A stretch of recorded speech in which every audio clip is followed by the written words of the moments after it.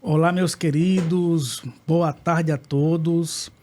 Estamos aqui hoje para mais um episódio do nosso podcast, o Perspectivas Podcast. E hoje, mais uma vez, com um tema muito interessante.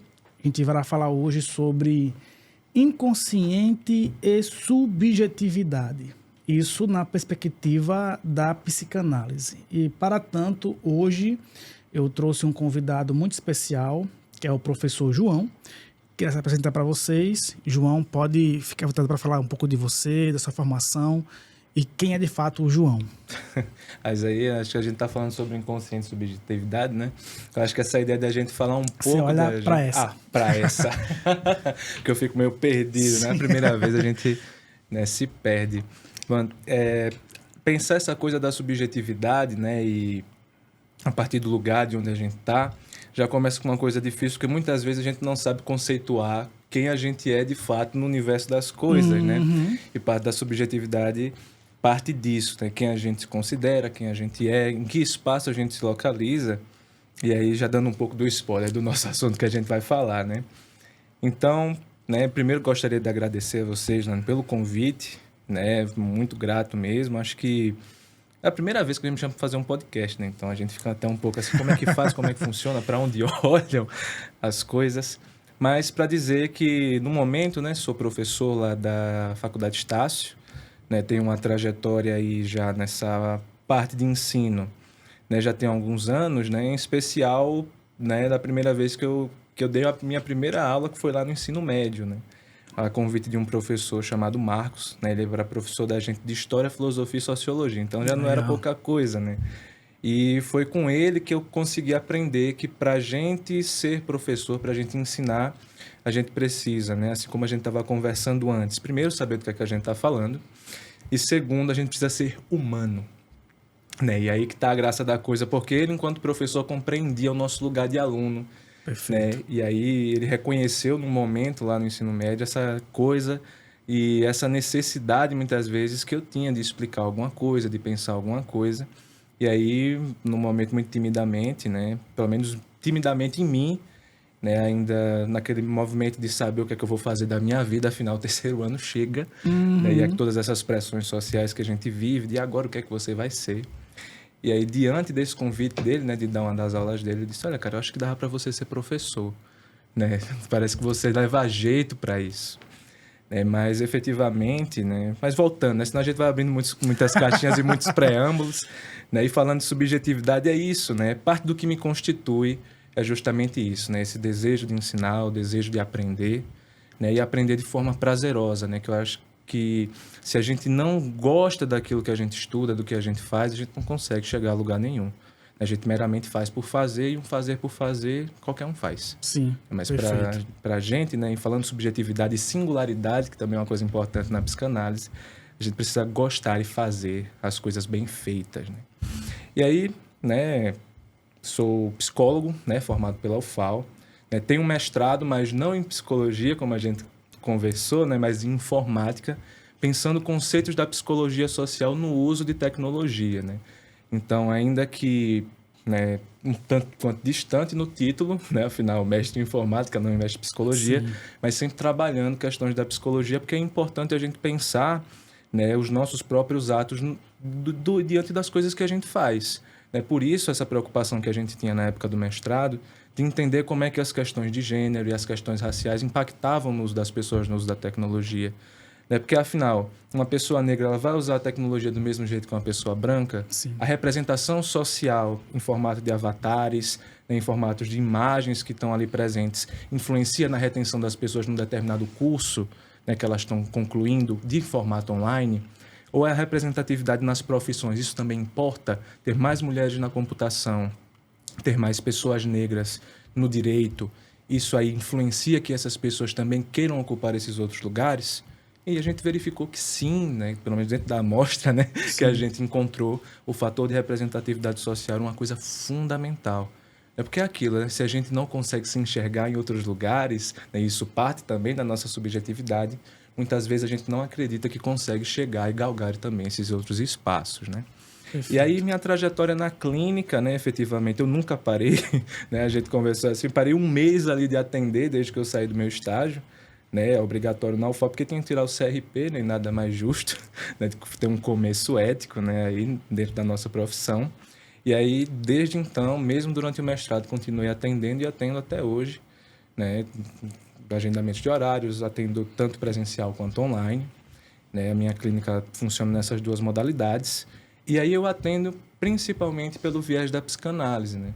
Porque eu acredito assim que a gente fala do que a gente acredita e das coisas que funcionam com a gente. Então, Perfeito. eu posso dizer assim que eu tenho um bom testemunho de que a psicanálise funciona assim, né? E que é uma coisa interessante aí que a gente pode estar fazendo. Claro, não funciona para todo mundo. E aí, como o nosso dever ético, né, na nossa profissão, se a gente vê que uma coisa não está caminhando, né, não somente dentro da nossa expectativa enquanto clínico, né, mas também pelo próprio jeito da pessoa, pelo que a pessoa nos comunica, a gente encaminha, né? Eu não vou estar mantendo um paciente dentro da psicanálise que ele não funciona com essa abordagem, né? Então não faz nem sentido isso. Perfeito. E uma das grandes marcas do nosso podcast é que aqui é o lugar onde perguntas difíceis são feitas e às vezes respondidas. Que bom. A gente no limite do possível, né? Deixando claro, né? E nesse sentido, numa perspectiva da psicanálise, o que vem a ser essa tal da subjetividade? Essa é uma pergunta interessante. Olha, primeiro eu acho que é importante eu demarcar uma coisa, né? Até para o pessoal que está aí em casa ouvindo a gente, né? Vendo a gente, né? Tudo que eu vou falar aqui é a partir da perspectiva do João, que leu a psicanálise, que experienciou a psicanálise de um jeito, né? Sim. Pode ser que outros profissionais interpretem de uma forma distinta, tanto que pode ter psicanalistas que olhem para mim e dizem, não, esse cara está falando baboseira, está falando besteira. Eu não vejo a psicanálise, inclusive, falando de subjetividade, né? Alguns podem colocar dessa forma. Mas, falando da minha perspectiva, do meu entendimento, né? Quando a gente olha, né, a ideia de subjetividade pela psicanálise, a gente vai pensar muito, né, as experiências que aquele sujeito viveu, né, o que é que dentro da história dele, né, dentro do romance familiar dele, né, que é a maneira como ele foi constituído dentro da família, como é que era a relação dos pais, né, a relação dele não necessariamente com os pais, mas com as figuras, né, com as pessoas que ocupavam esses lugares, e vai pensar todo o seu processo de constituição subjetiva, né? A galera talvez mais próxima da psicanálise lacaniana vai pensar na ideia de como se estruturou esse sujeito a partir das estruturas, né? A neurose, a psicose, a perversão, né? Mas tem esses outros processos, né? Ou seja, quando a gente vai falar de subjetividade em psicanálise, a gente vai estar pensando o lugar, primeiro, né? Que o sujeito se enxerga no mundo, né? Quais são as experiências dele, né? E o que é que a gente pode compreender e depreender, né, das relações que ele tece, de que maneira ele faz essas relações, né? Que uma coisa importante dentro da psicanálise é essa ideia de laço, né? Ou seja, quais laços esse sujeito forma, né, com o mundo, né, com as outras pessoas, e de que maneira ele faz isso, que talvez seja o mais interessante, né? Ou seja, de que maneira a gente se relaciona com o mundo, de que maneira a gente diz as coisas, e muita da maneira como a gente faz essas coisas, esses movimentos, né, tanto em direção ao outro, quanto em direção, muitas vezes, a nós mesmos, né, num movimento introspectivo de compreender porque que a gente faz as coisas, passa pela nossa história, né? Então, eu diria assim, se a gente pensar em subjetividade a partir da ideia de singularidade, né, que é o que nos torna únicos, diferentes de todos, né? Então, pensando em sujeitos que são singulares, né, a gente teria muito uma coisa assim, muito mais próxima da própria constituição, do jeito, da maneira, né, dos trejeitos de cada um. Acho que a gente poderia até usar um termo que talvez não se encaixe tão bem, né, dentro da psicanálise, que é a ideia de personalidade. Sim. Né? Então, cada um tem o seu jeito, o seu modo de agir. Né? Jogando, né, assim, trocando em miúdos, a gente poderia falar que a subjetividade está aí próxima de uma ideia de personalidade, né? Do jeito da pessoa, do modo de agir, de se comportar. Hoje, existe no Brasil um movimento, né, que está ganhando muita força recentemente, que é a tal da PBE, né, que são as práticas baseadas em evidências. Como é que você, né, na psicanálise, olha para esse movimento e encara ele? Cara, eu acho que, na verdade, né, eu encaro isso como um movimento um tanto quanto perigoso. né? Não no seguinte sentido de que tem riscos, grandes riscos, né? Mas porque, a depender do público que a gente lança esse tipo de questão, né, de dizer que algumas práticas são mais efetivas que outras, eles podem não escutar da maneira como práticas mais efetivas, mas sim como práticas que funcionam, né? Então, é como se a gente estivesse dizendo que, olha, isso aqui funciona, né? Tudo que é baseado em evidências funciona, e essas outras coisas aqui, né, que não entram, né, nesse mesmo modelo de ciência mensurável, quantificável, né, que tem esses estudos aqui específicos, estudos clínicos e tudo mais, esses modelos aqui não funcionam. Né? Porque a gente tem que ter esse cuidado, porque o grande público muitas vezes não vai ter essa noção de distinguir. Né? Primeiro, né, o que são coisas baseadas em evidências, né, que tem estudos práticos, tem estudos clínicos, e coisas que não tem. Tanto que hoje a gente tem um movimento no Brasil tanto quanto preocupante, né? Pessoas que dizem que são terapeutas, que são psicoterapeutas, que fazem qualquer coisa e são comparados a psicólogos, a psicanalistas, né? A profissionais sérios que estão ali preocupados realmente em fazer alguma coisa pela subjetividade, pela mente humana, né? Em promover até uma certa forma de alívio para o sofrimento, né? As pessoas fazem qualquer coisa e as outras pessoas acreditam que isso funciona, né, sob diferentes olhares. Mas porque eu também acho que é perigoso, né? Porque a gente muitas vezes pode acabar só olhando para questões baseadas em evidências, né? E a gente sabe que a ciência tem esse tipo de movimento, né? E a psicologia desde o início, lá com Wundt, né, a gente tinha essa preocupação de mensurar as coisas, sensações, limiares, né, de identificar, por exemplo, a expressão da subjetividade a partir de alguns elementos, né? E aí a gente passa a ter uma tendência, né, dentro da ciência positivista, né, do ponto de vista do positivismo, que tem que ser o progresso a todo momento, né? Então vai chegar um momento, né, Freud inclusive lá no início da psicanálise vai pensar dessa maneira também, né, que vai chegar um momento que tudo aquilo que está sendo dito ali pela psicanálise, a gente vai identificar alguma base biológica responsável por isso, né? Mas aí eu não sei se a gente chegou nesse ponto ou vai chegar nesse ponto, né? E se a gente vai estar vivo até lá. Também tem esse detalhe, né? Cada dia mais a gente se aproxima de algumas bases biológicas, né? Neurobiológicas para alguns comportamentos, para alguns transtornos. Mas ainda assim a gente trata, né, as coisas como transtornos e não como doenças na saúde mental, porque a doença ela tem cura, tem uma causa bem definida, e a maior parte dos transtornos mentais não tem ainda. É algo que a gente possa dizer sim, com certeza, para todos os 8 bilhões de pessoas no mundo, que funciona daquele jeito, né? E aí por isso que eu acho um tanto quanto perigoso isso, né? Porque a gente pega, muitas vezes, um modelo de ciência ali elegido, né, através de discursos, né, de saberes e organizações, para dizer que somente ele funciona ou somente ele é mais interessante. Quando a gente tem estudos, né, que demonstram que ambos funcionam. Né? Para algumas pessoas, algumas terapias de base analítica vão funcionar melhor e vão ter resultados mais duradouros. Para outros, algumas terapias baseadas em evidências, como a terapia cognitivo-comportamental, para alguns casos, inclusive de TDAH, né, tratamento do autismo, vão ser mais eficientes, sim. É porque cada pessoa tem um jeito de experienciar o mundo, tem o seu jeito de viver, e aí algumas delas vão precisar de ações mais diretivas, mais organizadas, que não vão passar, por exemplo, dentro da psicanálise, pela via da associação livre. Né? Então, muita gente não consegue associar livremente de maneira direta, rápida, né? Ou então não acha interessante esse processo de questionamento, mas quer um tratamento mais diretivo do que eu devo fazer, de que maneira mais interessante fica. Né? E aí cada linha teórica dentro da psicologia vai trabalhar com uma posição.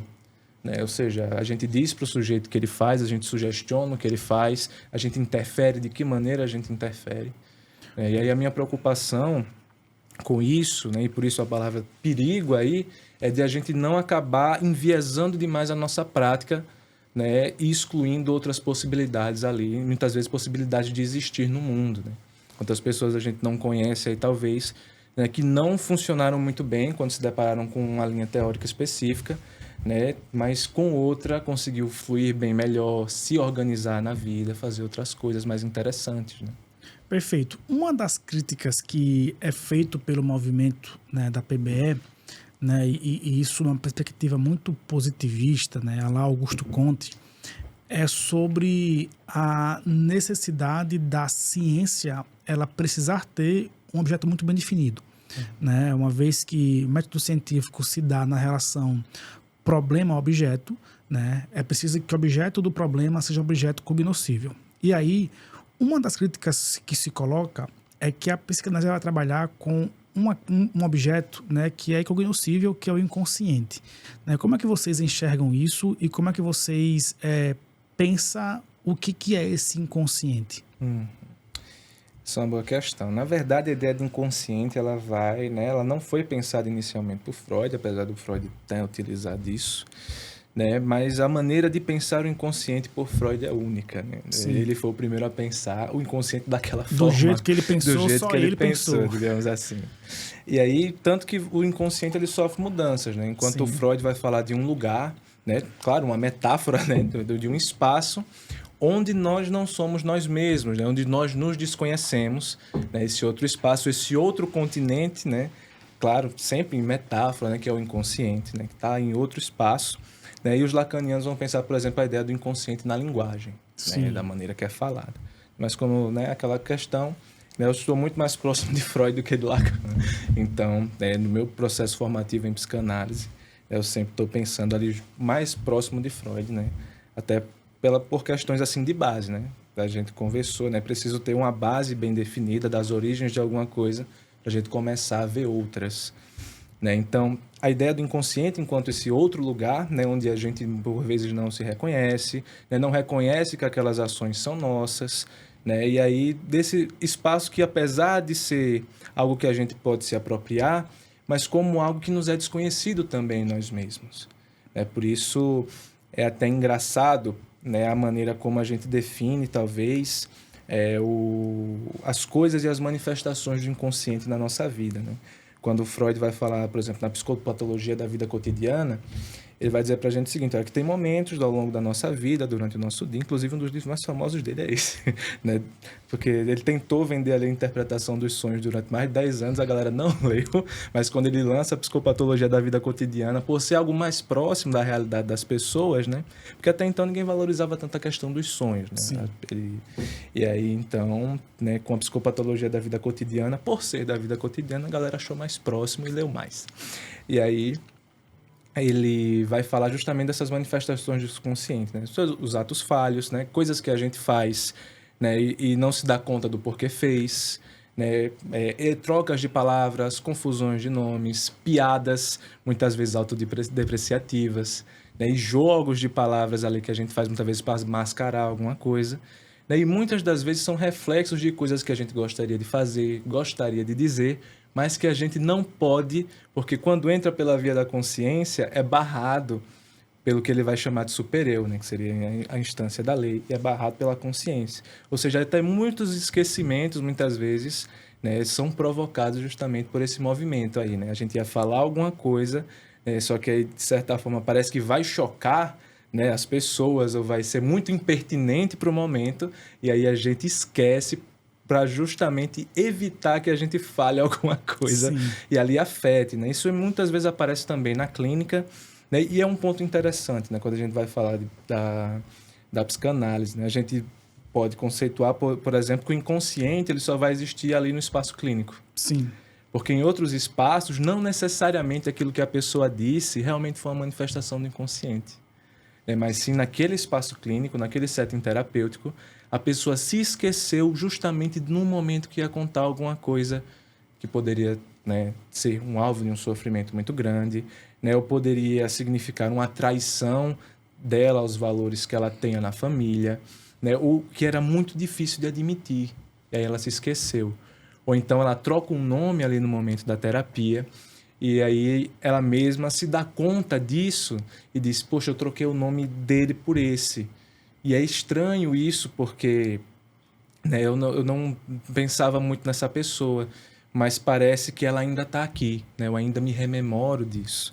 E um ponto interessante é justamente o Freud tratar essa ideia da manifestação do inconsciente, né, e do, digamos assim, doente do inconsciente, como isso, né, que a gente vai ter a tradução feita para o inglês, né, e a colocação da ideia de id, né, mas, né, a tradução direta do alemão a gente pega o isso, né, como esse, digamos assim, essa entidade do inconsciente, claro, estou chamando aqui de entidade para ficar uma coisa mais fácil de dizer, uma metáfora, mas como essa coisa do inconsciente aí que aparece, que emerge quando a gente menos espera, né? Por isso que a gente diz, isso me aconteceu, né? Isso não fui eu, né? Isso foi uma outra coisa, essa ideia do isso que me aconteceu, é como uma manifestação do inconsciente. Porque o inconsciente são justamente aquelas coisas que a gente não se dá conta de maneira imediata, né? Ou que muitas vezes a gente não quer admitir para nós mesmos nem para os outros.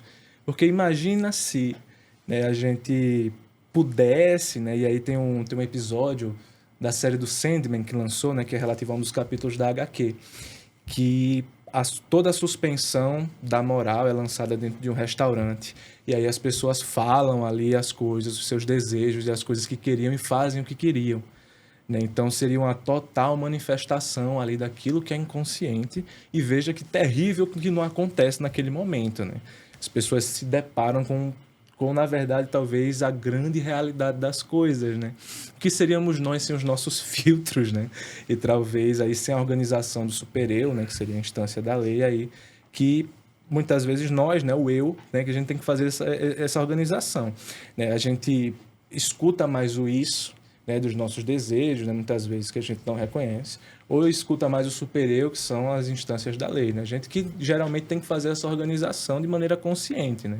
Ou seja, a gente vai ter que ceder aos nossos desejos, digamos assim, nesse sentido, a gente pode fazer isso, ou a gente tem que se controlar um pouco mais e organizar melhor as coisas, senão a coisa desanda, desorganiza. Mas pensando, né, voltando, essa questão do inconsciente como esse outro lugar que nos é desconhecido, porém, que faz parte de quem nós somos, né, mas muitas vezes passa aí despercebido, desconhecido ou até mesmo invisibilizado, né, por algumas questões aí próprias da história de cada um. Agora, João, sem querer lhe apertar, mas já lhe apertando, isso não seria um tanto ou muito especulativo?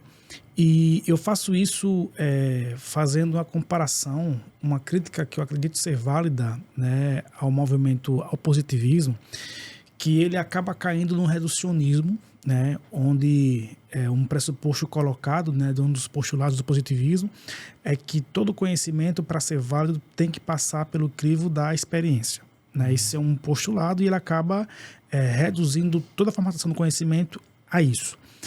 E há esse reducionismo. Todavia, quando a gente pensa o inconsciente, nessa perspectiva também, como você postulou agora, parece que também há esse reducionismo de pensar a coisa sempre voltando-se para o inconsciente, e aí acaba que, por vias diferentes, parece que estão se partindo do mesmo lugar, que é um lugar de um pressuposto anterior a uma conclusão, no sentido de que a ideia do inconsciente, ela não parece ser, nesse sentido, uma conclusão feita a partir de um caminho metodológico que me levou a isso, mas é um pressuposto que eu parto de antemão e já entendo toda a formulação, né, do comportamento por essa via, né, que é uma crítica muito comum que a filosofia vai fazer às ciências, né, onde diz que toda a ciência parte de um pressuposto não provado.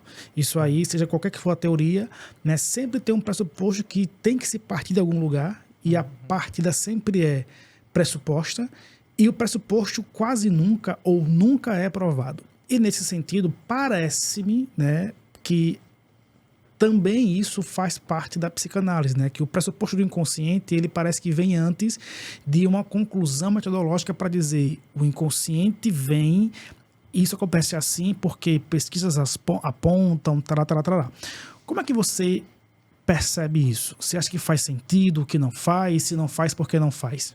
Não, eu acho que essa é uma pergunta interessante, e aí faz a gente voltar, né, ali do primeiro ponto do Freud, estudante de medicina, neurologista, né, pesquisador de laboratório, né, das ciências da saúde, de sua época, né? E aí a gente volta ali para os pontos das origens da psicanálise, né? Quando Freud ainda não, né, tinha tido contato com a hipnose, entre outras coisas, né? O Freud se depara, né, em seu tempo com a questão das histéricas, né, que eram tratadas ali, né, como mulheres loucas, mulheres talvez com descontrole da sua feminilidade, né, entre outros conceitos que eram dados para a época. E aí, né, o Freud se interessa por essa questão porque intriga isso a ele. Né? O Freud, né, encontra, né, durante os seus estudos, né, universitários, e olha ali as imagens, né, imagens é ótimo, vamos com calma. Olha os modelos de dissecção, os cérebros dissecados e tudo mais, e ele verifica que muitas das questões que as histéricas apresentavam, né, que outros pacientes que manifestavam comportamentos semelhantes, eles não apresentavam nenhuma estrutura cerebral. Lembrando, para a época, a gente não tinha esse estudo microscópico hoje que a gente tem, imagens e outras coisas. Mas o Freud verificava que diante daquelas lâminas, diante daquelas questões ali, não havia nada que diferenciasse um cérebro de um paciente, digamos assim, histérico, de um paciente normal. Sim. Tanto que não somente nas questões cerebrais, mas também quando se avaliava o corpo, né, e faziam, né, exames, verificavam que não havia nada de errado com aquela estrutura dentro da fisiologia. Ou seja, as pessoas estavam saudáveis, porém apresentavam casos de cegueira, não conseguiam mover os membros, apresentavam dormência em partes do corpo que estavam perfeitamente saudáveis, né? Digamos assim. E aí isso intrigou Freud. Ele disse, mas como é que uma pessoa que não apresenta nenhum tipo de intercorrência fisiológica não consegue enxergar, falar, se mexer, se mover, sentir agulha, sentir temperatura? O que é que acontece? É uma questão nervosa, né? Tanto que em alguns momentos vai ser utilizado o termo doentes dos nervos, né? Porque é como se as pessoas não conseguissem sentir, tatear, falar, né? Enxergar. E aí o Freud, interessado nisso, né? E na primeira perspectiva, né? Escutando que havia uma cura para isso, foi para Paris estudar com Charcot, que era quem trabalhava com as histéricas, né? Tanto que um dos pontos ali iniciais, né, da ideia do tratamento dentro de psicanálise passou pela via da hipnose, né? Sim. Sendo que o Freud percebeu que nesse movimento, né, da hipnose, a gente acabava sugestionando demais, influenciando a decisão do paciente, e muitas das vezes aqueles sintomas eles retornavam, né? Porque a hipnose ela não resolvia, claro, a hipnose da época do Freud, né? Vamos lembrar disso. Hoje tem hipnoterapia e tem outras coisas. A gente está falando de um conto, a gente está contando uma história aqui. E aí o Freud verificou que a coisa não funcionava tão bem assim, por isso foi pensar uma outra coisa para a psicanálise, né? Que não passasse somente pela via da catarse, ou seja, da gente contar uma coisa para o sujeito a respeito do seu sintoma e ele rememorar, vivenciar isso e mudar, porque muitas das vezes o saber não ajudava, né? Até a gente brinca até em sala. O Freud chegou, comunicou para o paciente, olha, isso acontece por isso. E o paciente disse, sim, Freud, mas e aí? Tudo bem, entendo que a coisa funciona desse jeito, que passa aí pelo lugar da minha questão com o pai, mas e aí, o que é que eu faço? Porque o saber não basta, né? Mas nos atendo à pergunta. E aí o Freud verificou, né, que, né, tinham coisas que não passavam pelas vias biológicas, mas, né, estavam ali em um outro canto, né, em um outro lugar, e daí que veio a ideia do inconsciente, né, que é uma coisa que a gente não sabe, mas não está localizado, digamos assim, né, numa parte específica do corpo. Né, porque, por exemplo, o inconsciente, ele pode até, né, em algumas teorias da psicanálise, ele se move, né, ele está em um outro espaço, né?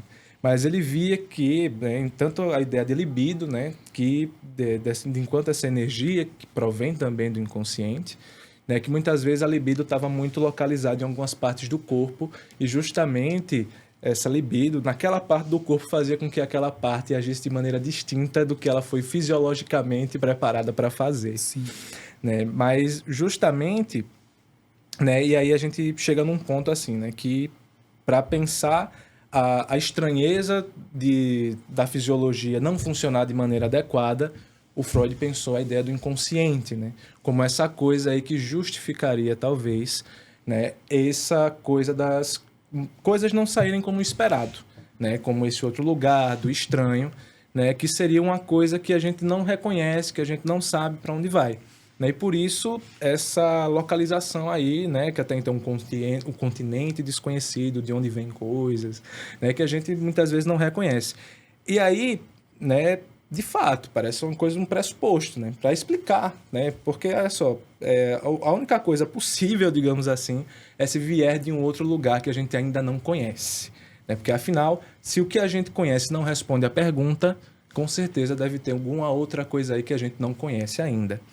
né? E aí, sobre essa questão de verificação, né, eu acho que a gente pode entrar um pouco, né, da ideia de que os achados do Freud, eles são achados clínicos, né? Tanto que quando o Freud está construindo a psicanálise, ele vai sempre dialogando com outros médicos, com outras pessoas que também verificavam, né, essa questão de não bater as questões fisiológicas com os comportamentos manifestados, e aí a galera relatava coisas semelhantes, né, que os pacientes agiam de tal forma, que encontravam outras coisas.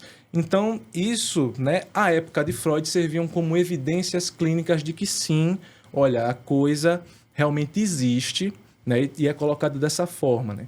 Tanto que a todo momento, quando Freud vai construindo a teoria psicanalítica, né, em torno do inconsciente e das manifestações clínicas dele, ele vai dialogando sempre com outros profissionais que têm experiências semelhantes, né, que têm vivências semelhantes. A galera também vai lendo Freud, vai, né, chegando, enviando cartas para ele. Olha, Freud, isso aqui que tu relatou no teu livro sobre teu paciente aconteceu comigo.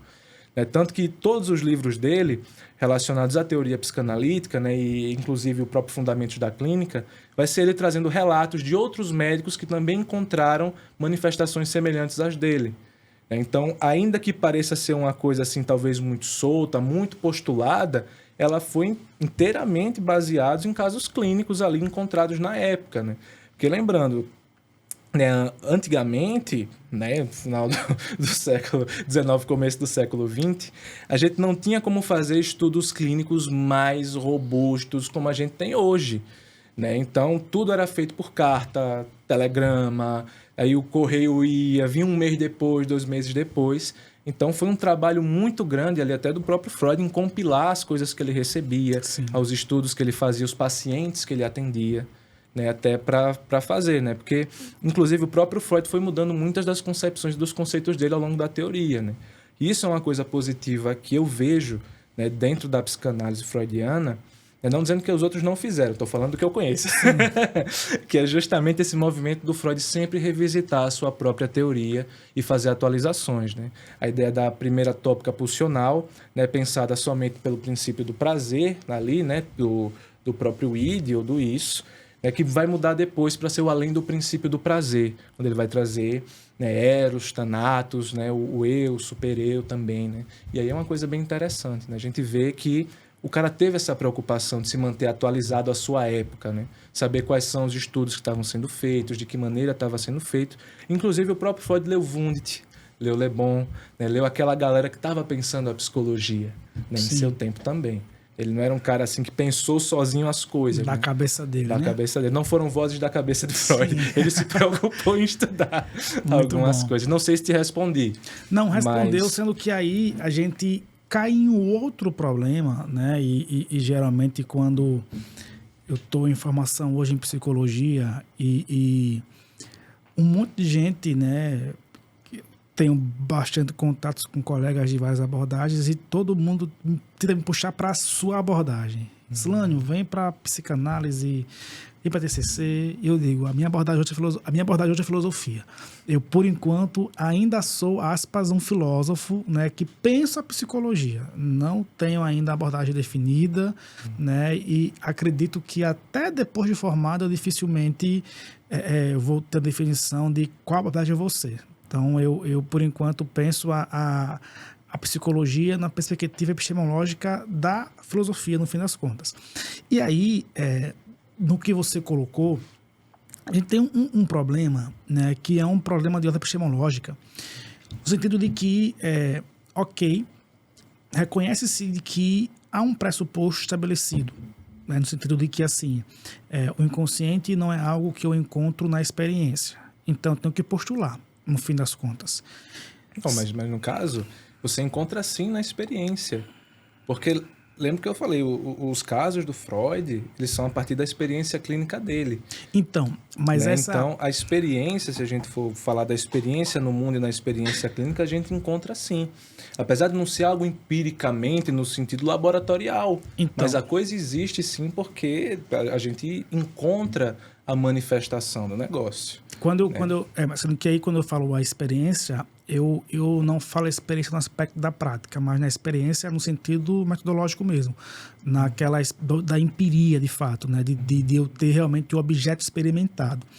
E essa experiência, ela parece que não é possível ser feita porque o inconsciente não é um ente material, né? Então, a gente vai ter uma prática que vai apontar para uma possibilidade, né? E eu, a partir do que eu estou vendo na minha prática, eu faço a inferência daquilo, né? E penso, acredito que isso aqui é por conta disso, né? E aí eu teorizo isso, claro, de uma observação, sendo que a minha inferência, ela não é deduzida, né, dos meus, como é que se diz, do caminho que eu fiz. Eu chego aqui e eu tenho que dar um salto, querendo ou não. E isso não é uma coisa que eu aponto somente para a psicanálise, isso é comum na ciência de forma geral, né? A gente vai, por exemplo, trabalhar com teoria do Big Bang, por exemplo, eu tenho que dar um salto para tentar explicar, eu tenho que saltar. E aí, uma questão que fica eu saltei. Eu cheguei aqui, a minha prática mostra isso, isso e isso, então eu vou inferir que há um ente que eu vou chamá-lo de inconsciente e eu vou trabalhar a partir disso. E aí eu salto para cá e daqui eu explico todo o resto. Sendo que aí existe um caminho, né, que na filosofia muito se critica, que é eu partir de um pressuposto do desconhecido para dele explicar sobre questões últimas da existência. Que é, por exemplo, a minha observação prática, eu entender que há um inconsciente, há uma questão de pai, há uma questão de mãe, de sexualidade e tal. E aí, entendendo isso, eu passar a teorizar tudo aquilo que eu observo por esse caminho aqui. Na sua perspectiva, pensando aqui a partir de uma perspectiva epistemológica, você entende que há problemas práticos nisso ou para você não é uma questão que se possa ser colocada porque está tudo bem ser esse caminho? Na verdade, a gente tem que olhar para qual modelo de ciência a gente está discutindo, né? Sim. Porque você está partindo de um modelo das ciências duras para a gente falar da psicanálise. Não. O que é complicado, né? Porque essa coisa de claro, tudo bem, posso ter errado no termo ciências duras, e no que eu entendi da pergunta. Mas eu acho que é complicado porque se a gente pegar somente um jeito de pensar a ciência, a gente não consegue ter abertura para outras coisas, né? Tanto que a gente tem hoje um movimento, né, de decolonialidade que vai questionar muitas das questões postuladas por um único jeito de pensar a ciência Sim. no mundo. Né? E claro, né, é uma tendência... Que eu concordo, inclusive, com essa colocação. Que, inclusive, é bem complicado, né? A gente só pensar na ciência de um jeito. Né? A psicanálise ela vai ser uma ciência à sua própria maneira. Né? Não tem estudo suficiente para falar sobre o lugar da psicanálise enquanto ciência. Né? Já deixo isso bem claro, para também não cair na armadilha de tentar falar de uma coisa que eu não sei. Sim. Mas eu penso que, da maneira que a gente encontra algumas coisas, né, vai fazer sentido sim para a gente pensar alguns casos, mas para outros a psicanálise não vai se aplicar. Né? Por exemplo, se a gente pensa o inconsciente como esse espaço do desconhecido, né, que tem coisas ali que são nossas, que são próprias nossas, mas podem ter sido recalcadas, né, deixadas de lado, né, onde acontecem mudanças, né, de afetos das coisas, né, pelo próprio movimento pulsional do inconsciente. A ideia também de que o inconsciente é atemporal, ou seja, algumas coisas que estão lá, né, já estão há muito tempo, né, que se reeditam de diferentes formas, né, e de diferentes maneiras de se manifestar, né, vai funcionar sim para algumas pessoas e para outras não. Né? Eu não vejo necessariamente como um problema epistemológico, mas eu vejo como uma questão de aplicação. Sim. Né? Claro que tem uma coisa aí, né, que pode causar estranhamento para algumas pessoas, que é justamente não ter esses pontos de partida mais bem definidos, mais fechadinhos e tal, que claro que incomoda, né? Em especial a galera que gosta de ter uma coisa mais bem direcionada, mais bem estruturada. Mas pensar que para algumas pessoas justamente o fato de não ser tão organizado e enquadrado assim é o que funciona, é o que dá certo, né? Porque dá mais abertura para a gente pensar, inclusive, como as pessoas se constituem, né, e a partir de que lugares, né, que muitas vezes não são lugares tão bem organizados. Né? Eu acho que a psicanálise ela abre, né, talvez aí um espaço para a gente pensar a coisa de maneira não tão estruturada, Sim. mas nem por isso sem sentido. Né? Porque uma das coisas que o Freud tenta com a psicanálise é mostrar que mesmo as nossas atitudes sem sentido, elas têm um propósito. Perfeito. Né? Que não necessariamente, por elas não têm um propósito bem definido, que elas não têm um sentido. Mas geralmente as coisas têm um sentido sim. Ainda que a gente não se aperceba que esse sentido existe. Sim. Né? Do porquê que a gente fez alguma coisa, por exemplo. Só para afastar e dizer que não há tendência minha, não há perspectiva de ciência dura, a crítica que eu ponho, ela parte muito mais de uma perspectiva da filosofia analítica, né, que vai colocar tanto problemas na psicanálise, na fenomenologia, como também no positivismo, né? Porque, por exemplo, é uma questão da estrutura da coisa, né? Você pega o positivismo, por exemplo, né? Qual é o postulado maior? É que o conhecimento válido só pode ser um conhecimento que advém da experiência. Porém, esse postulado, ele não foi posto em experiência, portanto, né, para a analítica, né, isso é um postulado inválido. Então, o positivismo, ele se autorrefuta pelo fato de que o postulado que funda ele é não experimentado. Então, postulado metafísico que ele tenta usar para combater a metafísica, no fim das contas. Então, nesse ponto aqui, é uma crítica que vai valer tanto para positivismo, para a psicanálise, enfim. E aí, existe uma questão aí fundamental que eu quero que você pense comigo sobre ela, que, ok, a gente, em termos de psicanálise, a gente parte desse não lugar, no sentido de o não lugar físico, né, da perspectiva de um inconsciente aí.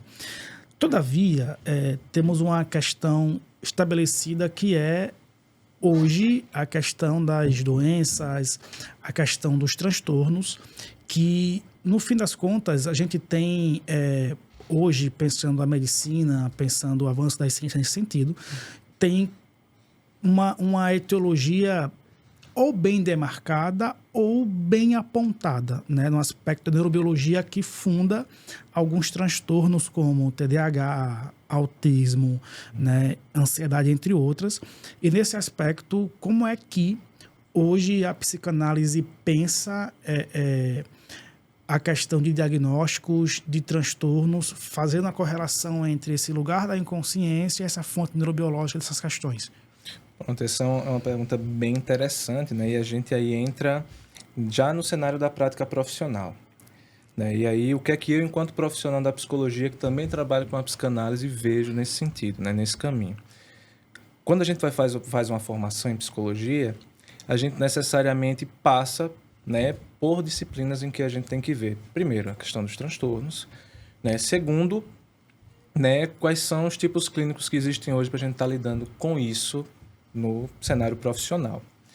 Com relação à perspectiva do diagnóstico em psicanálise, a gente pode pensar, por exemplo, né, o diagnóstico estrutural, né, pensado, né, na psicanálise lacaniana, temos a estrutura da neurose, da psicose, da perversão, e alguns lacanianos estão trabalhando com a perspectiva da quarta estrutura, que é o autismo.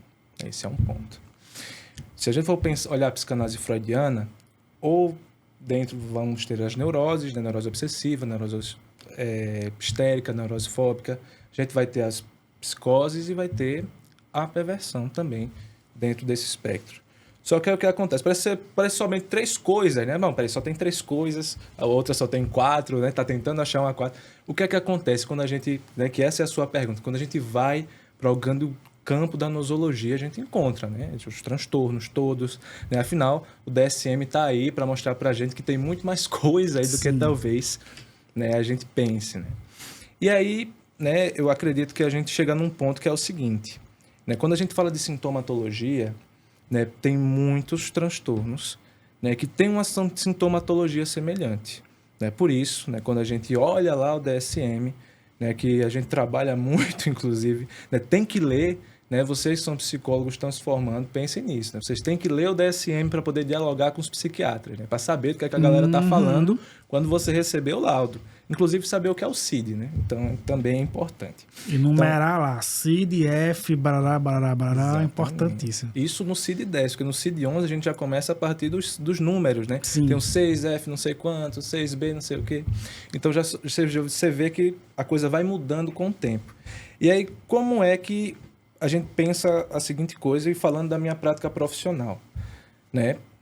Li claro, questões relativas ao DSM, ao próprio CID, para saber dialogar, saber reconhecer as coisas, né? Porque quando alguém me fala que chega, né, que tem um transtorno obsessivo compulsivo, que tem um transtorno de ansiedade generalizada, primeiro eu tenho que saber o que é, saber como a coisa se manifesta e identificar dentro do processo. É porque, claro, a gente não vai negar que a coisa existe, porque 8 bilhões de pessoas no mundo, para mais.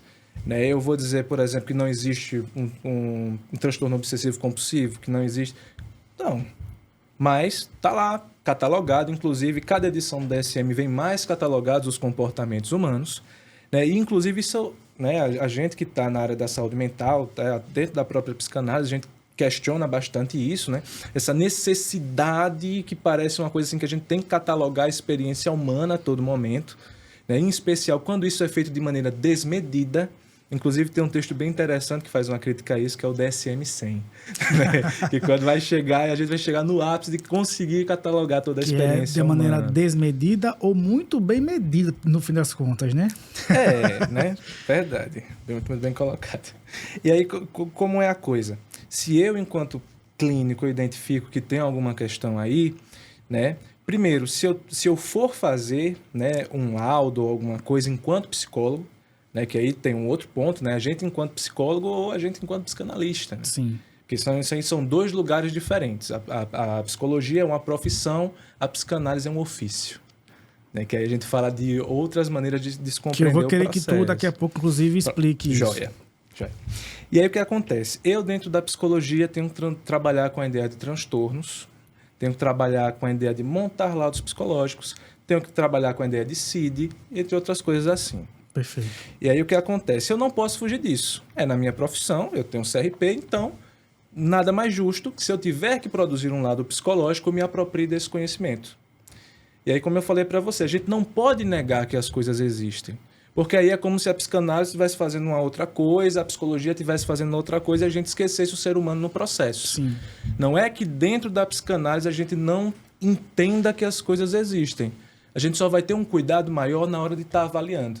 A gente não vai chegar, por exemplo, e reduzir o sujeito a um transtorno. Dizer, por exemplo, que você é um sujeito dentro do transtorno obsessivo compulsivo e trabalhar somente nessas duas questões do transtorno. Não, a gente vai querer entender, olha, ok, a tua sintomatologia, vamos supor, dar um exemplo. A tua sintomatologia é do transtorno obsessivo compulsivo. Né? Então, você tem sintomas de comportamentos, né, repetitivos, você tem rituais, né? Tem outras coisas que você faz. Né? A gente encontra também a questão de algumas ideações obsessivas suas, né? De pensar muito no que vai fazer, faz uma coisa, fica pensando muito nisso o tempo todo, remoendo, e a partir desse outro sintoma você tem insônia, porque fica pensando nisso o tempo todo, né? E não consegue dormir bem. Né? E aí a gente vai compreendendo a sintomatologia do sujeito, a gente pode chegar e dizer, não, esse sujeito aqui, pela sintomatologia, né, já vem de muito tempo e tal. A gente poderia simplesmente dizer, não, é um transtorno obsessivo compulsivo e a gente para aqui nesse ponto. Né? A gente identificou, né, nosologicamente, e é isso. Só que aí o que acontece? Aí que está, eu diria, o ponto de virada da coisa. Né? Dentro da psicanálise, a gente quer entender o sentido desse sintoma. A que serve esse transtorno obsessivo compulsivo na vida dele? Por que ele se organizou num transtorno obsessivo compulsivo? Porque, claro, como eu falei para você, a gente não pode ignorar a sintomatologia e as coisas que aparecem, mas a gente não se reduz somente a isso, a gente quer entender o sentido. E essa é a graça da psicanálise, entender o sentido das coisas. Por que que, diante de uma situação social, esse sujeito reage com fobia? Porque, diante de qualquer interação com outros seres humanos, com a sociedade, com o seu ambiente de trabalho, ele reage de maneira generalizada com ansiedade. O que é que aconteceu na vida desse sujeito? Que experiências ele viveu, né, que ele tem que reagir dessa maneira? Porque a gente parte do princípio que é o seguinte, né? O sintoma que o sujeito apresenta foi a melhor coisa que o sujeito encontrou para lidar com a realidade dele. Né? Então, o sintoma serve para alguma coisa. Muitas vezes para que a pessoa, não saia da vida. Né? Ou seja, até na própria ideia de um sintoma de agorafobia. Foi uma experiência tão, digamos assim, terrível para a pessoa que ela viveu, que ela acredita que é mais interessante ela se recolher, né, em casa do que se expor novamente a algum perigo ou alguma outra coisa que possa fazer mal a ela. E a gente tem que entender que, nesse sentido, esse sintoma de agorafobia serve para que a pessoa permaneça segura. Apesar de ser o que a gente vai chamar, algumas partes da psicologia vão chamar de desadaptativo, né? Sim. Mas serve de alguma coisa, né? Tem sentido na história do sujeito. Por isso que boa parte do nosso trabalho do diagnóstico, pensando na psicanálise, é a partir da história clínica do sujeito. Não somente da história vivenciada, mas também da história clínica. Porque o sujeito tem um corpo e a gente compreende que esse corpo também tem necessidades, passa por outros movimentos, esse corpo envelhece, esse corpo tem hormônios. Então a gente precisa saber como está a saúde dessa pessoa, né? Como é se a pessoa faz exercício, se a pessoa come bem, dorme bem. E se houver a necessidade, né? Que aí que habita o ponto, a gente pode recomendar assim, olha, você não acha que é interessante você procurar um psiquiatra? Né? Que aí entra no ponto. Se a gente vê enquanto clínico que a ansiedade está demais, né? Que a pessoa não consegue funcionar bem sozinha, aí a gente pode sim, não tem problema nenhum. Na verdade, eu não entendo o tabu que tem, né, entre alguns profissionais da psicologia de chegar a dizer, olha, você não acha que é interessante você procurar um psiquiatra? Pode te ajudar nesse momento, né, a lidar com isso que você está passando. Quer dizer que a pessoa só vai tomar o remédio e vai embora? Não. Muitas vezes a gente precisa da medicação para auxiliar ali naquele momento, né, para conseguir se regular, funcionar bem naquelas atividades, né, porque tem pessoas que não vão funcionar se não tomar medicação. Sim.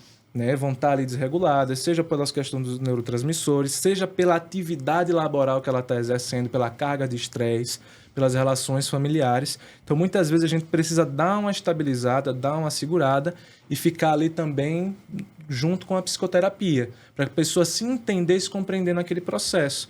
Porque muitas das vezes, né, diante de tamanho histórico-social que a gente vê, do imaginário social de que quem toma remédio é doido, quem vai psicólogo, psiquiatra é louco, né, uma pessoa que tem muitos problemas, às vezes as pessoas se tornam resistentes a processos medicamentosos, a processos terapêuticos, que muitas vezes prejudicam as vidas delas, né?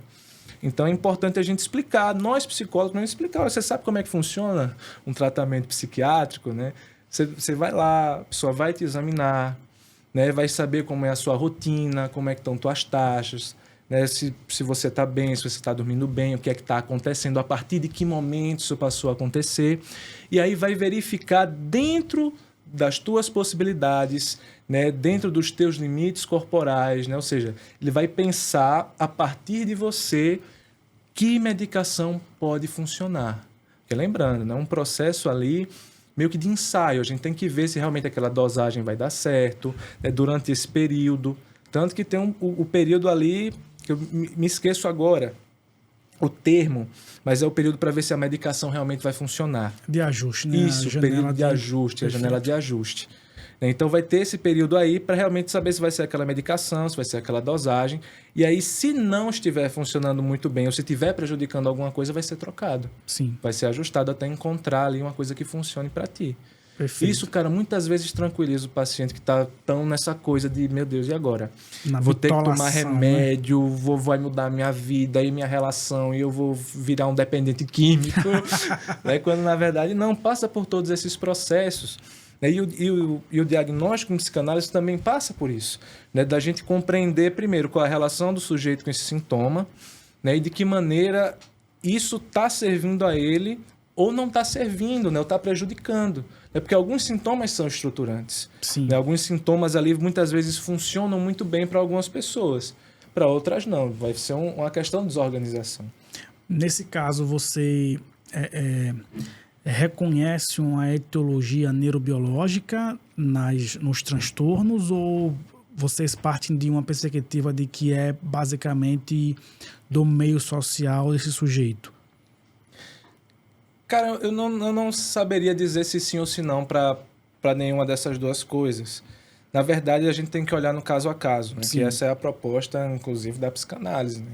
A gente, claro que em alguns momentos a questão neurobiológica vai pesar mais, né? E a gente tem que primeiro indicar para um profissional que realmente saiba lidar melhor com essas coisas, que tenha formação para isso. Né? Tanto que muitas das pessoas que trabalham com psicanálise não trabalham com pessoas autistas. Sim. Né? Porque isso aí você tem que compreender, né, que as pessoas não têm formação e muitas vezes a psicanálise não vai fazer um trabalho interessante ali. Perfeito. Né? Esse é um ponto. A gente tem que reconhecer os limites da nossa prática. Né?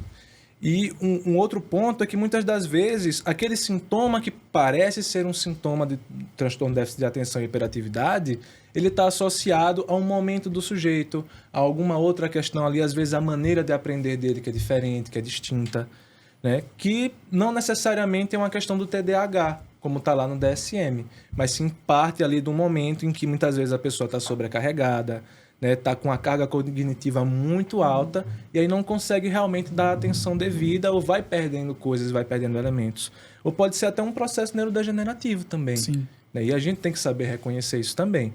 Por isso que, mesmo na nossa prática clínica, a gente passa pelo contato com outros profissionais. Né? Se eu percebo que uma pessoa está com uma questão ali, isso eu trabalhando com a psicanálise, né? Ela está com uma questão de dificuldade de rememoração, né, não consegue lembrar muito bem das coisas, e que isso, né, veio piorando com o tempo, eu posso muito bem recomendar, olha, procura um neuro, faz uma avaliação aí, né, vamos fazer uma avaliação psicológica sua de memória, para ver como é que está acontecendo, porque a gente precisa ver se isso pode ser um princípio de Alzheimer, ou se é somente por uma questão aí do luto familiar que você está vivendo. Sim. É porque às vezes a pessoa, já quando a gente faz a anamnese, a pessoa já tem histórico de Alzheimer na família. Então já tem indícios ali que a gente tem que se preocupar. É porque muitas vezes as pessoas não se preocupam, né? É aquela coisa assim, você ter uma família eminentemente diabética, né? E você come doce a rodo, mas você acredita que não vai pegar em você. Sim. Mas a gente tem que estar atento a isso, aos sinais dos nossos corpos também. Então, em alguns casos, sim, vai ter alguma questão mais neurobiológica ali presente. Em outros, vai ser da rotina, de uma questão ali do sujeito. Mas aí é no caso a caso. A gente não dá para definir que a coisa é ou se não é assim, de maneira acelerada, de maneira apressada. Mas que é aquela coisa, né? A gente não vai negar que a coisa existe. Sim. Que é um ponto que até tem um debate muito efetivo hoje sobre a desrelação, né, entre psicanálise e neuropsicologia. Como é que você entende essa relação?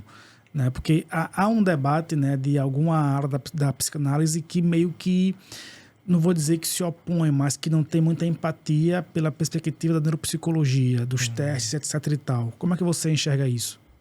Eu acredito que é aquela velha luta da ciência de saber quem é que está certo e quem está errado. Sim.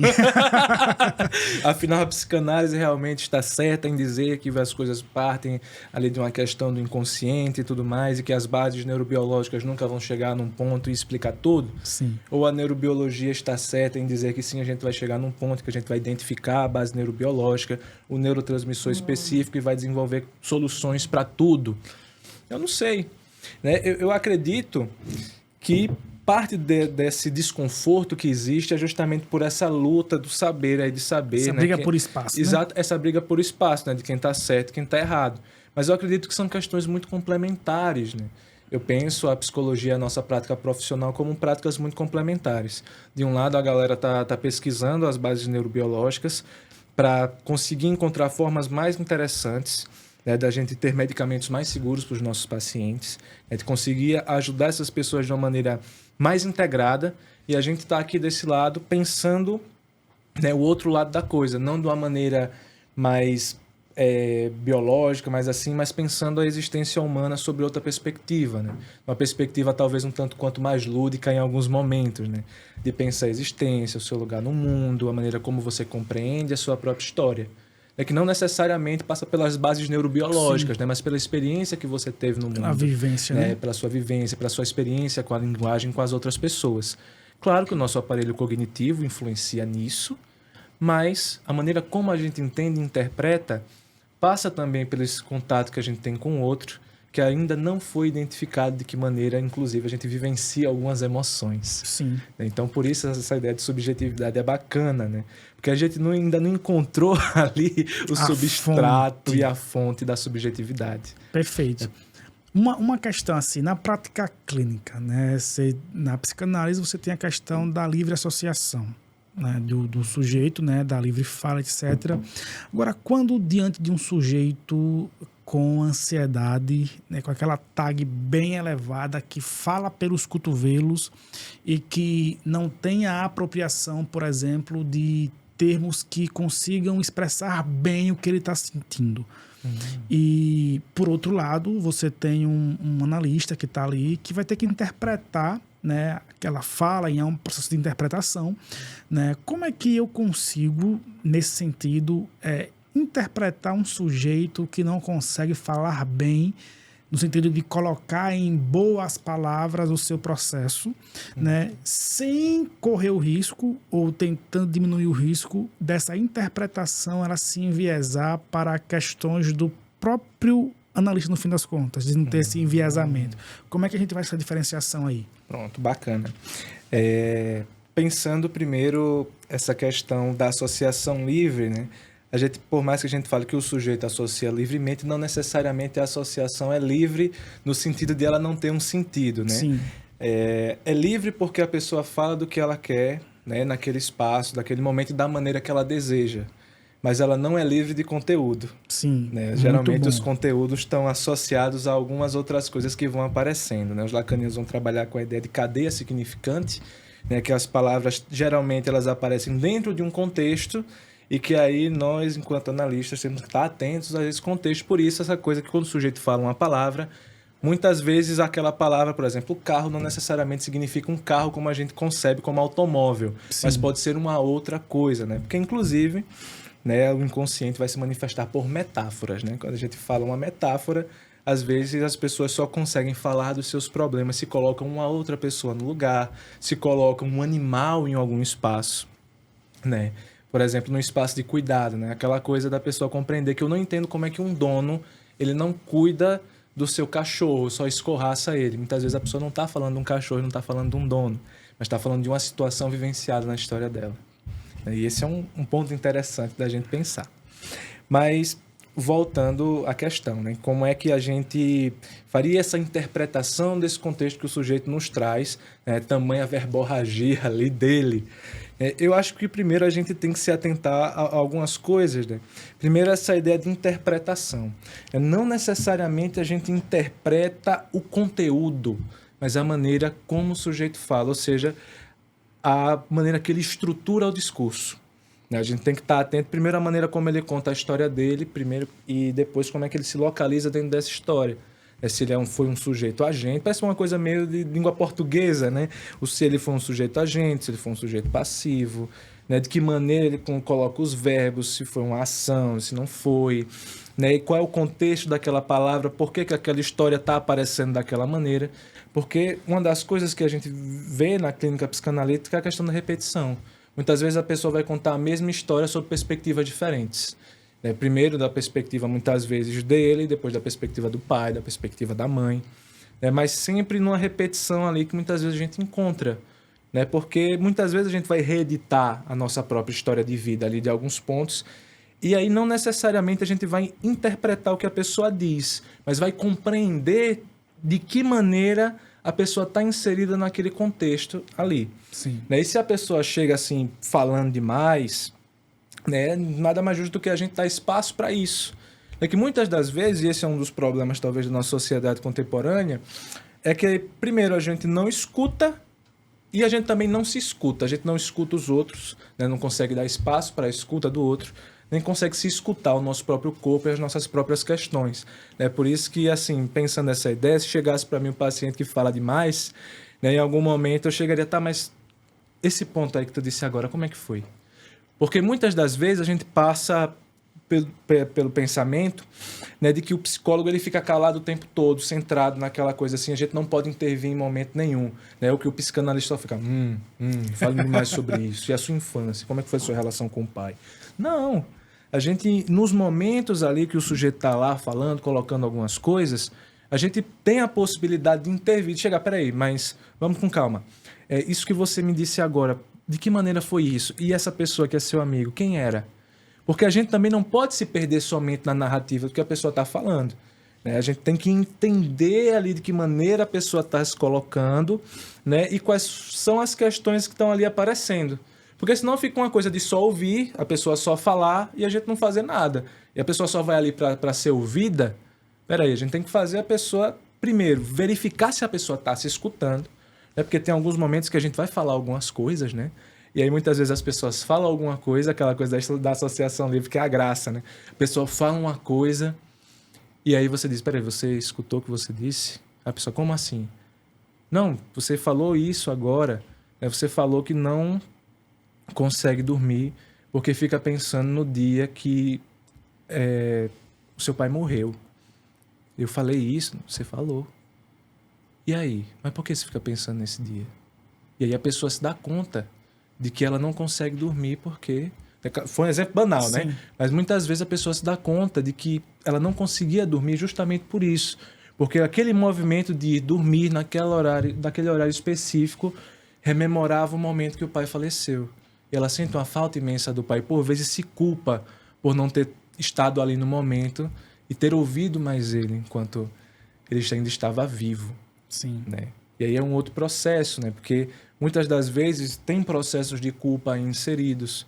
Né? E quando a gente questiona se a pessoa conseguiu se ouvir, é porque tem alguma coisa ali importante que ela precisa ouvir dela mesma falando. Ela precisa admitir para si mesma que as coisas aconteceram. E aí é muito difícil. É porque tem coisas, né? E essa coisa do inconsciente que a gente muitas vezes não reconhece como nossa, que é difícil de admitir. Que a gente quer certas coisas, que a gente não gosta de algumas pessoas, que mesmo dentro do seio familiar a gente não gosta dos nossos pais, dos nossos irmãos. E, cara, é osso. É osso. Não dá, muitas vezes, a pessoa esquece, não diz, trava na hora, não consegue dizer, não consegue conceituar. E aí, por isso a gente chega, né? Você fez essa pergunta também, quando a pessoa não consegue definir muito bem o que ela sente, a gente diz, tenta. Pensa aí num jeito, uma palavra, o que é que você acha aí? Como é que seria isso para você? Ah, mas eu não consigo pensar num conceito. Inventa. Né? Tem muitos pacientes da gente que vão inventar palavras para falar de uma coisa que eles nunca conseguiram falar antes. Uma analogia prática, né? Uma analogia prática.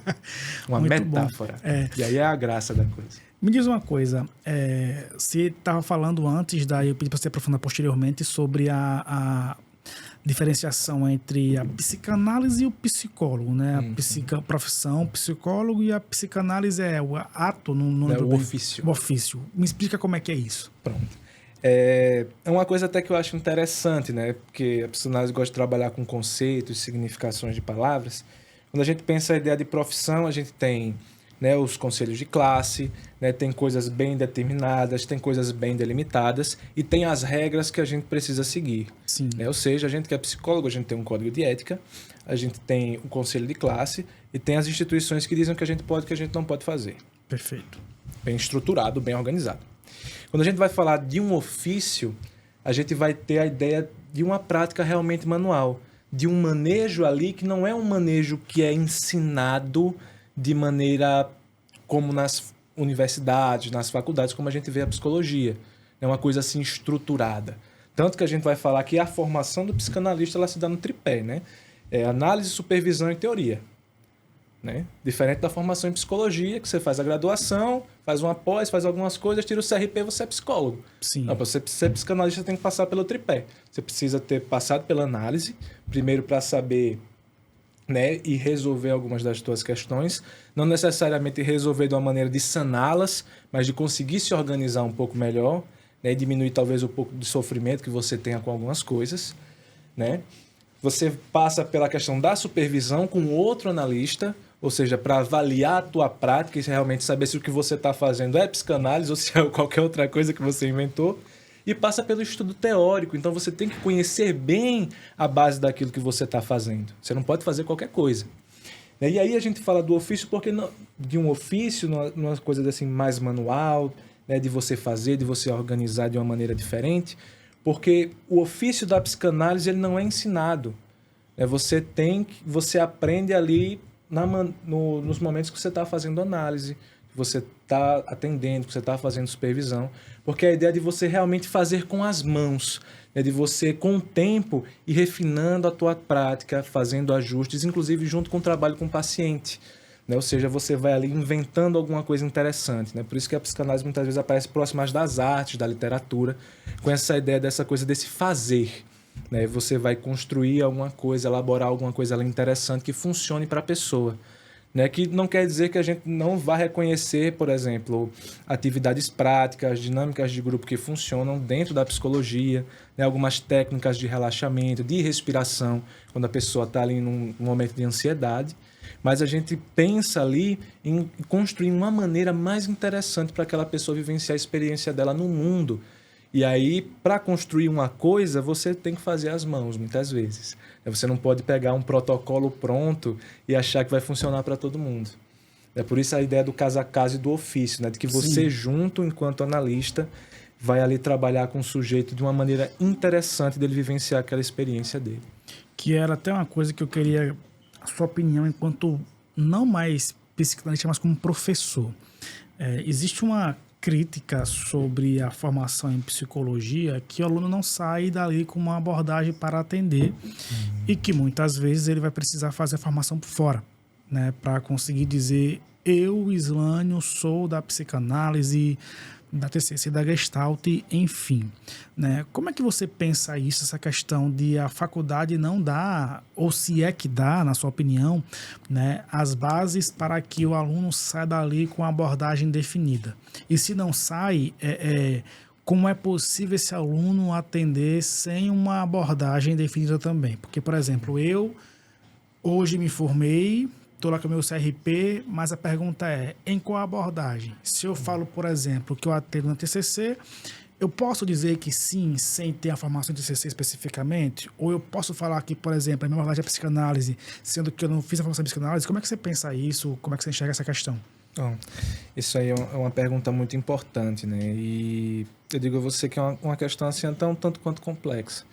Porque, por exemplo, a gente pensa os cursos de graduação como as primeiras portas para você na profissão, né? Você vai sair ali com as noções básicas do que você deve fazer, do que você não deve saber e do que você deve fazer, né, dentro, né, do espectro da nossa profissão.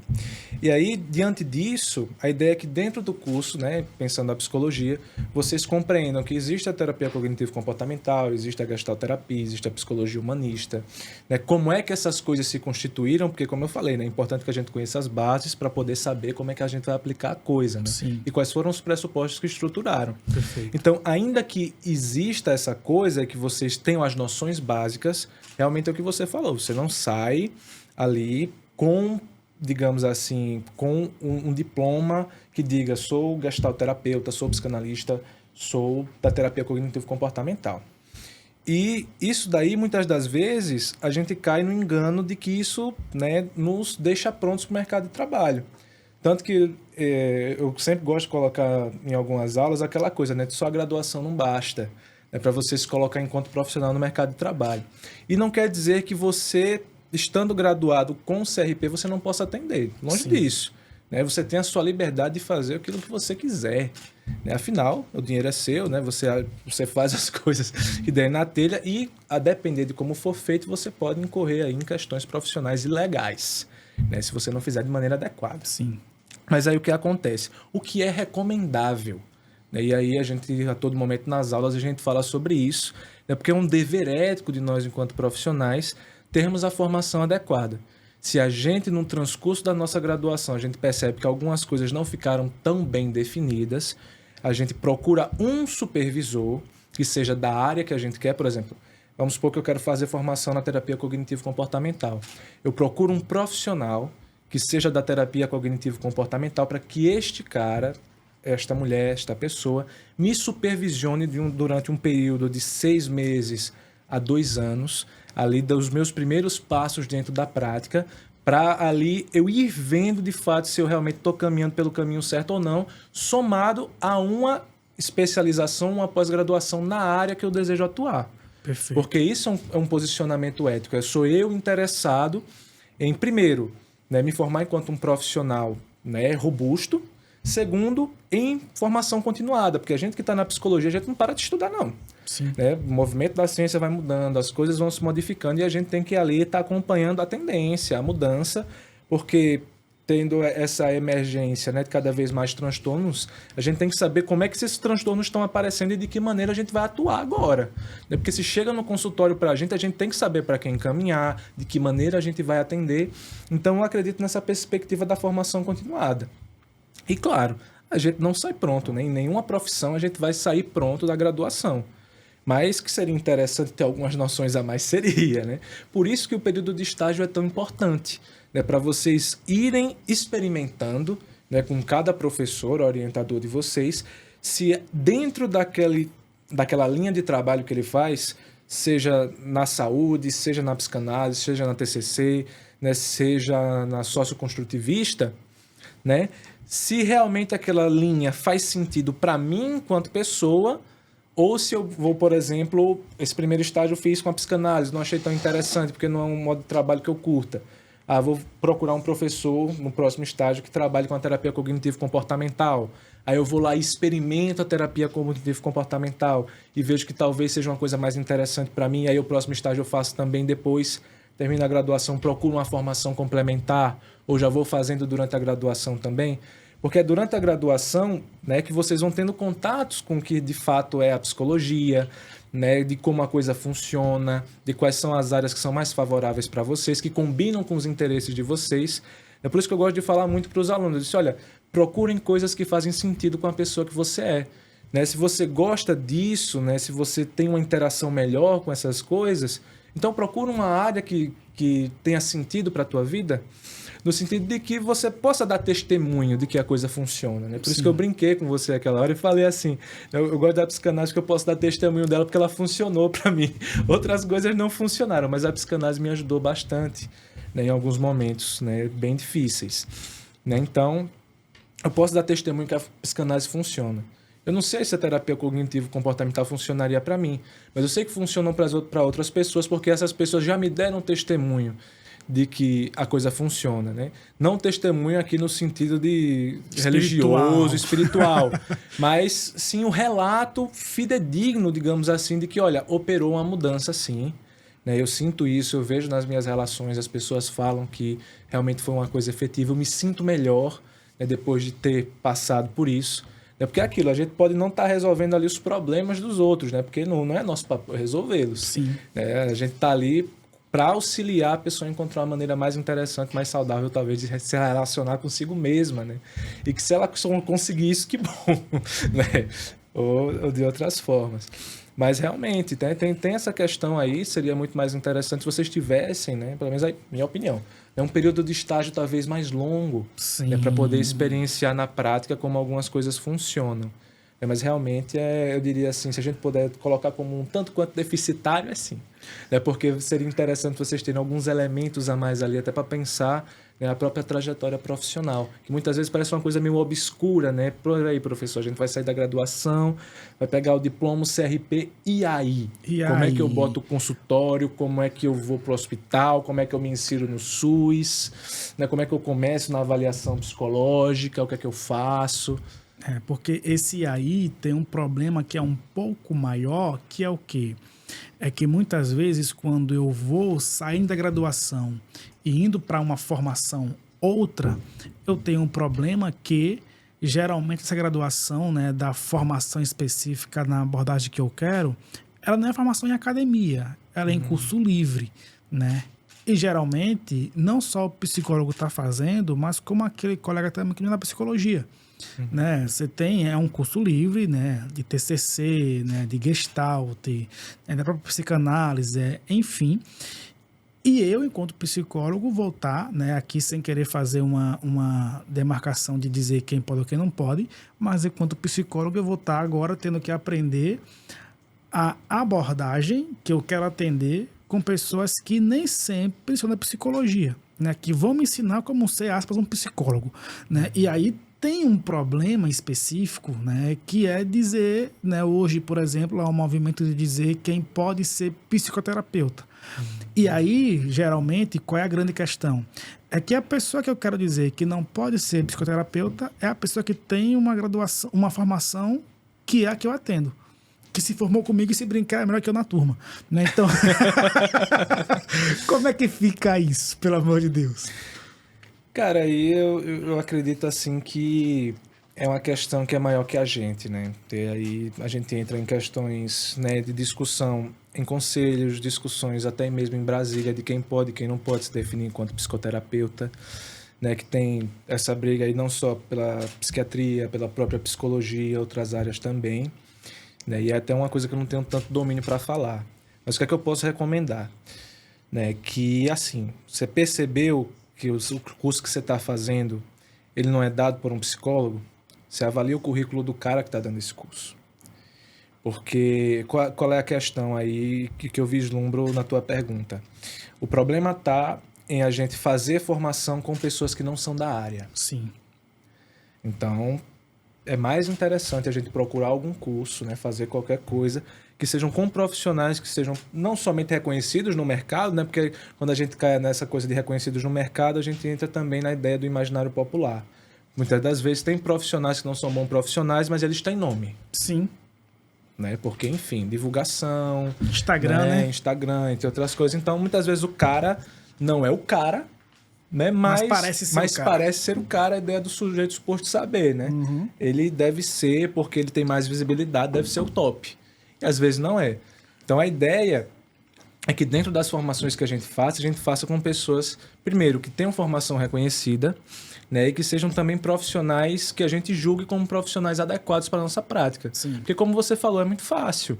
Eu chego, procuro um curso livre ali de aba, de TCC para trabalhar com o transtorno do espectro autista, tem a rodo, 40 horas, 12 horas, 6 horas, enfim, dados por diferentes profissionais, mas que muitas das vezes são coisas tão superficiais que não chegam nem a dizer pra gente, tá, como é que eu lido, chega a criança...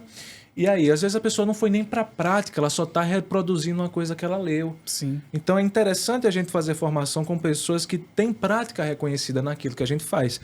Por isso a ideia de, posterior à graduação, a gente fazer uma supervisão com um profissional da área. Perfeito. É porque a gente garante que a nossa prática está sendo supervisionada por uma pessoa que realmente é séria, né? e tem respaldo. Perfeito. E aí, para encerrar, 3 perguntas quase polêmicas. Primeira, hoje, pensando você enquanto um sujeito da psicanálise, se você fosse pensar em psicologia, uma abordagem que você nunca seria, qual seria essa abordagem? Uma abordagem que eu nunca seria? Sim. E por quê? Cara, eu nunca seria de uma abordagem que não considerasse o ser humano como um sujeito único, diferente de todas as outras coisas, sabe? Até hoje eu nunca encontrei nenhuma que dissesse que as pessoas são iguais. Sim. E que bom. Que bom. E que bom. Mas se eu encontrasse, seria essa. Eu nunca seria de uma abordagem que reduzisse o ser humano somente às questões biológicas, que não enxergasse outras coisas possíveis para ele, sabe? Eu acho que muito dos problemas que a gente tem hoje é achar que as pessoas não têm potencial de mudança. Primeiro, esse é um dos pontos. Né? E segundo, que as pessoas funcionam do mesmo jeito. Eu acho que a gente consegue sim mudar algumas coisas a depender do lugar social que a gente está, mas que muitas vezes isso não vai servir para todo mundo e a gente tem que compreender também as limitações dos outros. Não forçar nos outros a nossa ideia de progresso, por exemplo. Perfeito. Se eu encontro uma abordagem que força nos outros a ideia de progresso, né, que as pessoas têm que se ajustar, têm que se adequar a uma determinada maneira, aí eu acredito que aquela abordagem não funciona. Perfeito. É por isso que eu não tenho como chegar para você. Eu não seria de linha teórica tal, porque eu sei que muito do que se fala da linha teórica é reflexo de um mal profissional. Sim, né? Fato. Então a gente tem que ter esse cuidado. Então eu diria assim, de abordagem, acho que uma que não conversasse né, e fosse assim tão excludente. Tão reducionista, né? E se não fosse a psicanálise, de qual abordagem você seria? Cara, eu seria muito facilmente da humanista. Perfeito. E por que psicanálise? Cara, porque eu diria que eu sou apaixonado na coisa, sabe? A ideia de que a gente pode, a partir das palavras, fazer alguma coisa com alguém, sabe? Que tem no texto do Freud lá, que está daquela edição verdinha da Autêntica, né, das obras incompletas do Freud, que é justamente, o Freud começa com, já no começo do texto, né, as palavras, houve um tempo que as palavras eram mágicas, né? Que a gente pode, né, curar as pessoas a partir da palavra, né, que a gente pode, claro, né, enfim, é uma metáfora, que não dizendo que literalmente você chega a falar uma coisa, a pessoa se cura. Sim. Mas essa coisa desse brilho que eu vejo na psicanálise como essa coisa mais humana, que escuta, que aproxima, que considera de um outro lugar, de uma outra maneira, que a gente pode trabalhar com literatura, que a gente pode trabalhar com arte também, né, que a gente pode aplicar de diferentes maneiras. E uma outra coisa, né, que o próprio Freud vai dizer, a psicanálise não é uma visão de mundo, né, ela é uma teoria possível para as coisas. Então, ele mesmo dizia que a coisa não se reduz só a isso. Né? Então, é essa coisa de você admitir que você é limitado. Né? Eu acho que eu muitas vezes me deparo com algumas abordagens que elas não dizem isso, que elas não conseguem dar conta de algumas coisas. A psicanálise diz, ela diz, olha, não vai funcionar para todo mundo. O Freud, em certa medida, em alguns pontos, lá no início vai dizer que não vai funcionar para idosos, né? Que a gente hoje tem trabalho da psicanálise com pessoas idosas, então a gente vê que a coisa funciona também, né? Mas é nessa coisa da gente se reconhecer. E a psicanálise, né, chega para mim muito como essa coisa de reconhecer a gente mesmo, que a gente muitas vezes vai ficar triste, que a gente vai chorar, que a gente vai sofrer e que isso faz parte de ser humano, né? Eu acho que a psicanálise, quando chegou para mim no 5º ou foi 4º período, que eu paguei uma eletiva lá na UFAL, que foi Psicologia, Filosofia e Psicanálise, chegou para mim muito como uma coisa assim, poxa, então é possível eu fazer uma outra coisa, porque até então, até o meu 4º, 5º período, eu não queria ser psicólogo clínico, que é o que eu sou hoje. Eu queria ser psicólogo social, porque eu entendia que a psicologia clínica era uma coisa muito fechada, que não trabalhava com o ser humano, que era muito reduzida a questão do comportamento e atividades e outras coisas. E aí, tendo aula com o meu professor, né, o professor Charles, que foi inclusive meu supervisor e meu orientador do TCC, ele me mostrou, assim, mostrou para a gente da turma que era possível a gente pensar um outro lugar para a experiência humana, né? Nem que fosse a partir da psicanálise ou de uma terapia mais analítica ali, né? Que bebe da psicanálise também. Sim. Cara, isso para mim foi uma virada de chave que disse, bicho, então é possível sim a gente fazer outras coisas além do que a gente escuta no imaginário social, que é a psicologia. E aí, digamos assim, a psicologia clínica e o trabalho na clínica ficou muito mais palatável para mim, porque aí eu entendi que tinha um lugar para o ser humano ali também. E esse é o papel de um professor, né? Que é mostrar possibilidades, né, para esse aluno que está aí começando a tatear nesse universo de coisas, né? Sim. Que era o seu caso lá no 4º período, como você bem colocou. Então, João, muito obrigado pelo papo, né? Foi um papo excelente, né? Vai ficar aqui para quem assistir, né? Esse papo, a gente fez um caminho, né? Eu tentei apertar um pouquinho e tal, né? Mas excelentes respostas, né? Por sinal, parabéns, né? E deixar aqui o espaço para você fazer suas considerações finais aqui para o nosso público. Não, cara, eu que fico feliz, na verdade, pelo convite, né? E por aquela coisa da não insistência em abordar, em pegar ali em pontos que a gente não está muito bem preparado para responder. Sim. Porque afinal é aquilo, né? E eu parto do ponto de vista, né, psicanalítico, inclusive, de que eu tenho que reconhecer os meus limites. Perfeito. Eu não posso entrar numa seara ali que eu não vou conseguir me sair. Primeiro, porque eu não conheço adequadamente. Segundo, porque eu não tenho leitura suficiente para emitir opinião. Perfeito. Né? E nada mais justo que isso, né? E para mim foi muito gostoso, foi muito bacana. Agradeço novamente o seu convite. Para mim foi uma surpresa. Inclusive, quando você chegou, e aí, o que é que você acha do podcast? Não, cara, vamos embora. Vamos embora, porque eu acredito que a partir do diálogo a gente consegue conhecer muita coisa. E não só isso, mas a gente pode também concordar em discordar de alguns pontos. Com certeza. Você pode não gostar tanto da psicanálise, eu posso não gostar tanto de algumas outras coisas, mas nem por isso a gente deixa de conhecer. Exatamente. Nem por isso a gente deixa de conversar. Eu acho que isso foi um momento para isso, né? Para a gente conhecer um pouco mais, discutir um pouco mais, para a galera de casa aí pensar outras coisas. E lembro a vocês, gente, essa é a minha opinião, enquanto profissional, enquanto pessoa que fez uma leitura da psicanálise, né? Talvez outras pessoas digam outras coisas, postulem outras ideias, mas aí já não é comigo, né? Eu sou responsável por aquilo que eu digo, né? O que vocês entenderam aí fica com vocês. Com vocês, né? E a proposta é essa, é perspectivas, é mostrar que um tema ele pode ser visto e discutido por várias visões, né? Que é o que acontece no nosso mundo real, no fim das contas, né? Então é isso, gente. Muito obrigado e até a próxima, se Deus quiser. Valeu, tchau, tchau. Gente.